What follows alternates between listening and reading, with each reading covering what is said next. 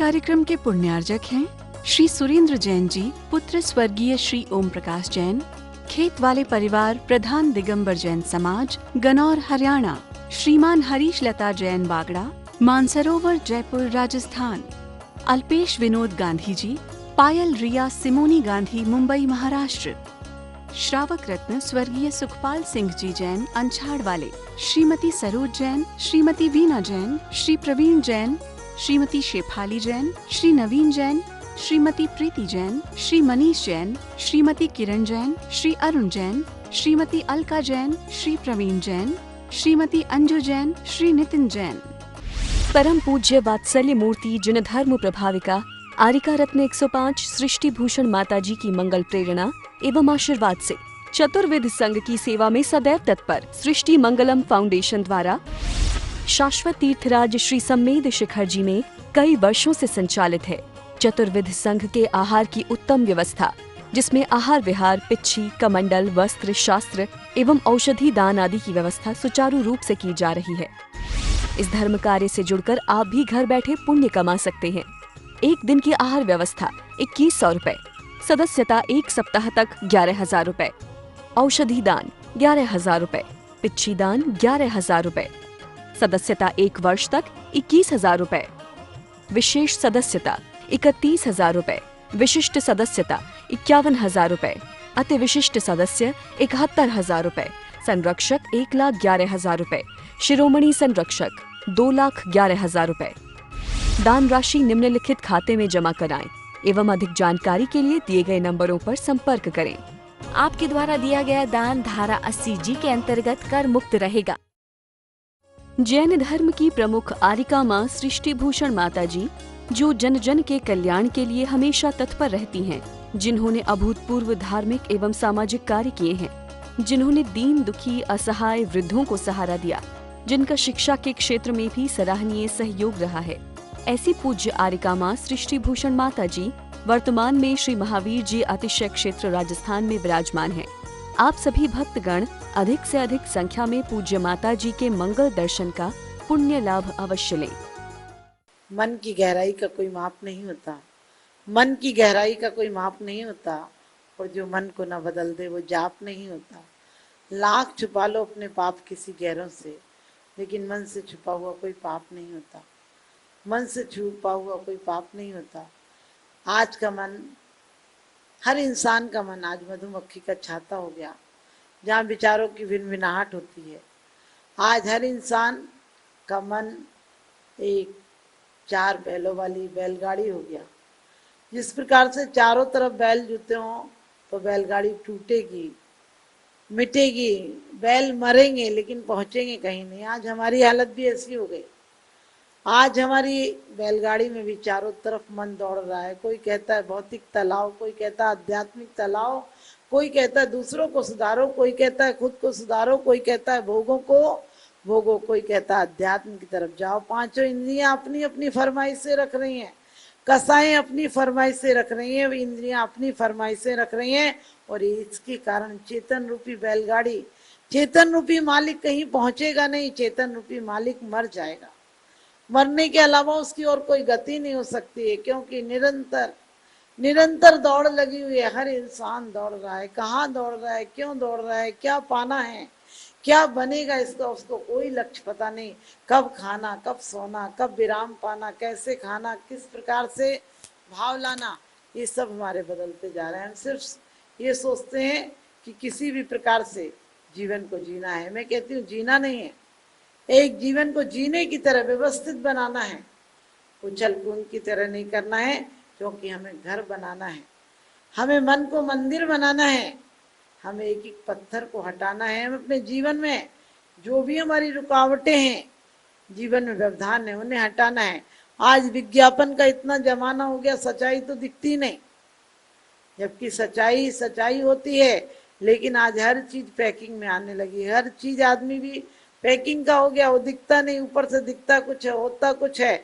एक ग्रामीण राजा शहर में आया और उसने देखा कि यहाँ पर लिखा हुआ आप अपनी तस्वीर खिंचा सकते हैं, फोटो खिंचा सकते हैं।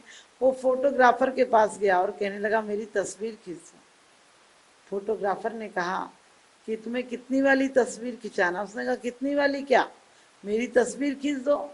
उसने कहा तस्वीर तुम्हारी ही होगी, लेकिन ये बताओ तस्वीर कितनी वाली खिंचाओगे। उसने कहा समझा नहीं, मेरी तस्वीर होगी तो उसमें पैसों का क्या, एक बात बता दो कितने की खिंचेगी। उसने कहा नहीं, खिंचेगी तो तुम्हारी तस्वीर, लेकिन एक तस्वीर खिंचेगी तो मात्र 5 रुपए में खिंचेगी। जो 2 नंबर की खिंचेगी वो 50 रुपए में खिंचेगी। जो 3 नंबर की खिंचेगी 500 रुपए में खिंचेगी। लेकिन जो 4 नंबर की खिंचेगी वो 5000 रुपए में खिंचेगी। उसने कहा मतलब 5, 50, 500 और 5000 क्या मतलब है। उसने कहा जैसे तुम हो ऐसी तस्वीर खिंचेगी तो 5 रुपए की खिंचेगी, जैसा तुम दिखते हो वैसी खिंचेगी तो 50 रुपए की खिंचेगी, जैसा तुम दिखना चाहते हो वैसी खिंचेगी तो 500 रुपए की खिंचेगी, और जैसा तुम चाहते हो कि भगवान तुम्हें ऐसा बनाता वैसी 5000 की खिंचेगी। आप समझ गए, हम जो हैं वो दिखते नहीं, और जो दिखते हैं वो होते नहीं, और जो चाहते हैं वो कभी करते नहीं। हम परमात्मा से बहुत कुछ चाहते हैं अपने लिए, संसार का सर्वश्रेष्ठ मानव बना दे, सबसे ज्यादा इज्जत दिला दे, सबसे ज्यादा सम्मान दिला दे, सबसे ज्यादा खुशियां भर दे, सबके सामने मुझे ऐसा नीति न्यायवान बना दे कि बस पूछो मत, लोग मेरी आरती उतारे, भगवान की जगह मुझे पूजे। लेकिन होता कितना नंबर आदमी है, होता बिल्कुल गिरा हुआ आदमी। आदमी दिखता कुछ है, आज जो आदमी दिखता है सुबह सुबह, वो ये मत समझना कि वो आदमी की हकीकत का चेहरा है। ब्यूटी पार्लर और क्रीमों का कमाल है, सेविंग का कमाल है, तो इतना सुंदर आदमी दिखता है, कहाँ दिखता है, नहीं तो होता कहाँ है। अंदर उसे खोल कर देखो तो फोड़ा बना हुआ है, अंदर देखो। आप किसी से मिलते हैं और पूछते हैं कैसे हो, बोले बस मजे में है, परमात्मा की कृपा। आप 10 मिनट बैठ के देखो, मजे में है सजे में, सजा में है, आपको पता चल जाएगा। मजा में नहीं, वो सजा में है, कहेगा क्या बताएं।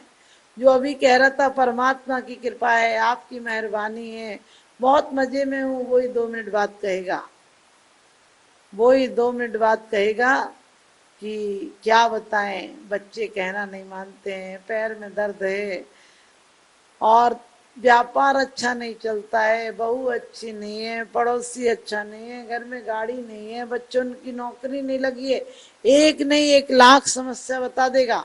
अब ऐसे मनुष्य को, इतने विक्षिप्त मनुष्य को आप क्या कहेंगे, इसे स्वस्थ कहेंगे क्या। आज इतना ऐड का जमाना चल गया, इतना प्रचार का जमाना चल गया। किसी व्यक्ति ने एक अभिनेत्री से पूछा तुम्हारी सुंदरता का राज, कहने लगी 2 क्रीम वालों पे बात चल रही है, जिसकी फाइनल हो जाएगी वही सुंदरता का राज है। पहले गांव के बच्चे या ग्रामीण लोग या घरों में दलिया बन जाता था, दूध दलिया भी बन जाता था, बच्चे आराम से खाकर मस्त बिल्कुल।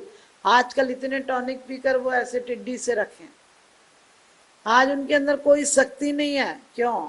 क्योंकि उन्हें आत्म संबल नहीं मिला है। जो आत्म पुरुषार्थ, आत्मा को विकसित होने का मौका मिलना चाहिए, वो नहीं हुआ, वो कुंठित हो गई उनकी आत्मा। और उसके बाद ये सुखद समाज, सुखद समाज और कहते हैं नागरिक कैसे बन पाएगा। यदि हमें देश उत्थान के लिए अच्छा नागरिक चाहिए, हमारे अफसोस है कि हमारा 1 नंबर का माइंड विदेश चला जाता है, 1 नंबर का माइंड हमेशा परदेश चला जाता है, और 2 नंबर का आदमी, क्योंकि दुनिया में देखो सबसे अच्छे पढ़ने वाले बच्चों को बाहर नौकरी मिल जाती है, बाहर नौकरी मिल जाती है, हमारे देश में उन्हें यथा योग्य काम नहीं मिलता है। और जब 1 नंबर का विकसित दिमाग विदेश में जाकर काम करेगा तो वो उन्हें उतना ही व्यापार, उन्हें अर्थव्यवस्था देगा। हमारा 1 नंबर का माइंड बाहर चला जाता है, होनहार बच्चा हमारा बाहर चला जाता है, या फिर साधु संत बन जाते हैं। वो दोनों समाज को दिशा तो दे सकते हैं, लेकिन समाज को वो सहयोग नहीं दे सकते हैं, वो उस परंपरा को नहीं चला सकते हैं। हालांकि हमारे देश में 2 ही व्यक्ति देश का उत्थान करते हैं, एक साधु एक सैनिक। सैनिक डंडे के बल पर और साधु अपने आचरण के बल पर समाज को सही दिशा देते हैं। हमारे जितने महापुरुष हैं, जितने भी पांडव हों, कौरव हों, और चाहे कोई भी महापुरुष हो, राम हो, हनुमान हो, सुग्रीव हो, कितने भी महापुरुष हों, सब संतों के निकट रहे। जितनी सतियां हैं जिन्होंने कभी भी आत्मवंचना नहीं की, जिन्होंने कभी स्खलित नहीं हुई, अपनी परिस्थितियों से घबराई नहीं, वो सब सतियों की से शिक्षा कहाँ हुई थी। सतियों की शिक्षा साध्वियों के पास हुई थी, आरिकाओं के पास हुई थी। और आरिकाओं का प्रभाव था कि मैना सुंदरी अपने पिता के लिए जब गंधोदक लेकर आई थी तो पिता ने बड़े प्यार से, बड़े उत्साह से अपने पास बैठा कर कहा था कि बेटी सुर सुंदरी ने वर मांगा है, तुम भी मांग लो। उसने यही सत्यता तो कही थी, लेकिन सत्य समझ में नहीं आता आदमी को। कहते हैं उसके पिता ने कहा था कि तुम क्या कहती हो, तुम वर मांगो, जो तुम कहोगी वही वर दूंगा। लेकिन उसने कहा था पिताजी मैं आरिकाओं के पास पड़ी हूँ, मुझे पता है मेरी किस्मत का कोई बदल नहीं सकता है, आप तो अपना कर्तव्य करो, क्योंकि योग्य कन्याएं अपने पति का चुनाव स्वयं नहीं करती हैं, अपने पिता पर छोड़ देती हैं। और जो पिता दे दे, अमीर दे दे, गरीब दे दे, भिखारी दे दे, लूला दे दे, लंगड़ा दे दे, जैसा भी दे दे, उसके साथ सहर्ष आत्म आनंद के साथ जीवन व्यतीत करती हैं, अपनी कठिन परीक्षा देती हैं, अपना संघर्षमय जीवन व्यतीत करके संघर्ष के बाद उस जीवन को कोयले से जीवन को हीरा बना देती हैं। ये सत्यों की विशेषता होती है।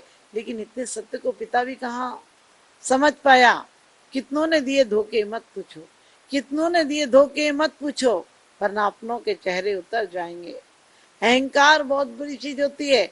पिता के अहंकार को ठोकर लगी और उन्होंने अपनी बेटी से ही कहा कि तू अपनी किस्मत का है, मैं तुझे खिलाता हूँ, मैं तुझे पहनाता हूँ, मैं तुझे सुख सुविधाओं में रखता हूँ, तू कहती मेरा भाग्य, तेरा भाग्य क्या करेगा यदि मैं तुझे सुख सुविधा नहीं दूंगी।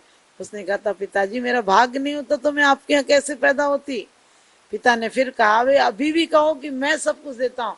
उसने कहा पिताजी मेरे भाग्य से मिलता है, आज मैं किसी भिखारिन के घर में पैदा हो जाती तो तुम मेरा भाग्य बदलने आते क्या। पिता के अहंकार को चोट लगी और कहते हैं कि अब मैं इसको दिखाऊंगा कि इसका भाग्य क्या है, मैं इसके भाग्य को दुर्भाग्य में बदल दूंगा। और कहते हैं बेटी जन्मते ही पराई होती है, बेटी जन्मते ही पराई होती है, बड़ी होती है तो सगाई होती है, एक दिन बैठकर डोली में विदाई होती है। बाप का दिल बेटी के लिए बहुत कोमल होता है, लेकिन बाप का दिल इस बात से भी ज्यादा कठोर हो गया और अपनी बेटी के लिए कोड़ी ढूंढ कर लाया। सोच कर देखो, सब लोगों ने समझाया था जरा सोचो विचारो तो कहेगी क्या तुम्हें दुनिया, जरा सोचो विचारो तो तू कहेगी क्या तुम्हें दुनिया, कलंकित करके कुल अपना की क्यों शोभा गमाते हो, कहाँ ये चांद पूनम सा, कहाँ ये नर महाकुष्ठी, कलंकित करके कुल अपना की क्यों शोभा गमाते हो। पंडितों ने उस विवाह में दक्षिणा नहीं ली थी और जो भी वाद्यकार आदि आए थे उनने कोई नहीं ली थी। कहा था कि ऐसे राजा की संपत्ति हम नहीं लेना चाहते हैं जो अपनी बेटी के साथ भी नीति और न्याय नहीं करना चाहता है। आपको पता होगा, लेकिन मार हो रही थी, बहन रो रही थी कि बेटी बहुत अन्याय हुआ, तेरे पिता ने तुझे कोड़ी को ब्याह दिया। लेकिन वो कहती है नहीं, मेरे कर्म ऐसा ही था। और धर्म की आराधना के पूर्वक परमात्मा के आसन की आराधना करके, परमात्मा के चरणों की आराधना करके गंधोदक के द्वारा अपने पति को कामदेव बना देती है। सृष्टि मंगलम बन के संगठन देता यह पैगाम है, सृष्टि मंगलम बन के संगठन देता यह पैगाम है। संघ चतुर्वेद की सेवा श्रावक का धर्म प्रधान है, संघ चतुर्वेद की सेवा श्रावक का धर्म प्रधान है। सृष्टि भूषण जी की प्रेरणा का ये शुभ परिणाम है, सृष्टि भूषण जी की प्रेरणा का ये शुभ परिणाम है। संघ चतुर्वेद की सेवा श्रावक का धर्म प्रधान है, संघ चतुर्वेद की सेवा श्रावक का धर्म प्रधान है।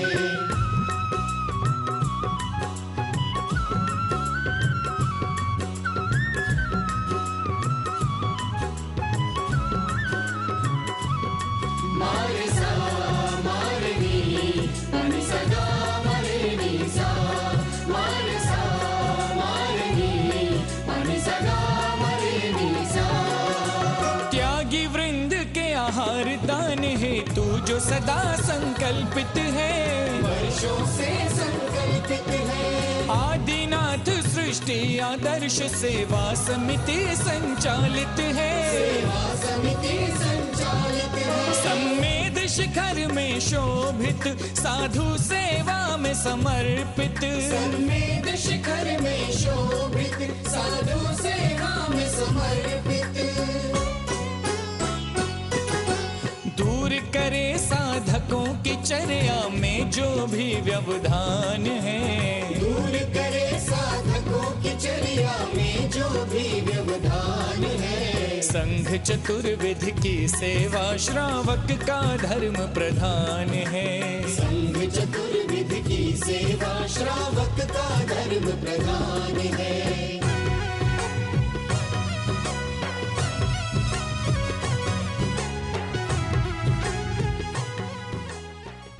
परम पूज्य वात्सल्य मूर्ति जिन धर्म प्रभाविका आरिका रत्न 105 सृष्टि भूषण माताजी की मंगल प्रेरणा एवं आशीर्वाद से चतुर्विध संघ की सेवा में सदैव तत्पर सृष्टि मंगलम फाउंडेशन द्वारा शाश्वत तीर्थराज श्री सम्मेद शिखर जी में कई वर्षों से संचालित है चतुर्विध संघ के आहार की उत्तम व्यवस्था, जिसमें आहार विहार, पिच्छी, कमंडल, वस्त्र, शास्त्र एवं औषधि दान आदि की व्यवस्था सुचारू रूप से की जा रही है। इस धर्म कार्य से जुड़कर आप भी घर बैठे पुण्य कमा सकते हैं। एक दिन की आहार व्यवस्था 2100 रुपए, सदस्यता 1 सप्ताह तक 11,000 रुपए, औषधि दान 11,000 रुपए, पिच्छी दान 11,000 रुपए, सदस्यता 1 वर्ष तक 21,000 रुपए, विशेष सदस्यता 31,000 रुपए, विशिष्ट सदस्यता 51,000 रुपए, अति विशिष्ट सदस्य 71,000 रुपए, संरक्षक 1,11,000 रुपए, शिरोमणि संरक्षक 2,11,000 रुपए। दान राशि निम्नलिखित खाते में जमा कराएं एवं अधिक जानकारी के लिए दिए गए नंबरों पर संपर्क करें। आपके द्वारा दिया गया दान धारा 80G के अंतर्गत कर मुक्त रहेगा। इस कार्यक्रम के पुण्यार्जक हैं श्री पुष्प कुमार रारा, श्रीमती पुष्पा देवी रारा, श्री विकास रारा, जया रारा, श्री ऋषभ रारा, प्रियांशी रारा, मंजुश्री, पूना बाजार, इम्फाल, मणिपुर। स्वर्गीय बाबूजी डॉक्टर श्री लाजपत राय जी जैन सपरिवार, जंगपुरा, दिल्ली। श्रीमती सुधा जैन, धर्मपत्नी श्री आनंद जैन जी, C130 पुष्पांजलि एनक्लेव, दिल्ली। श्री ओम प्रकाश सरावगी, पौत्र अभिषेक ऋषभ अभिनंदन सरावगी, निवासी सिलीगुड़ी, पश्चिम बंगाल।